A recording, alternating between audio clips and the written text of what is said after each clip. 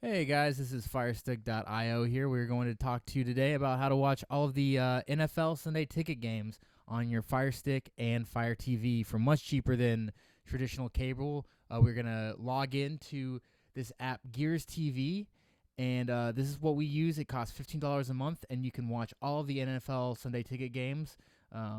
Here we go. We're in the Sunday ticket section of Gears TV, and there you go. Saints and Falcons playing. We got Broncos and Ravens. This is the third week of the 2018 season, and all the games are here. They're streaming in 1080p high definition, as well as 720p in case your connection is a little bit slower.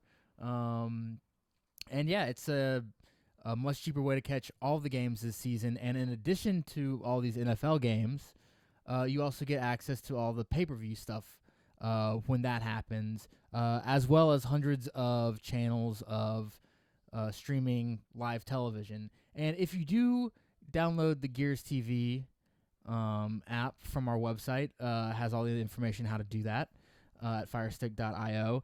We also highly recommend getting the Mayfair Pro Guide.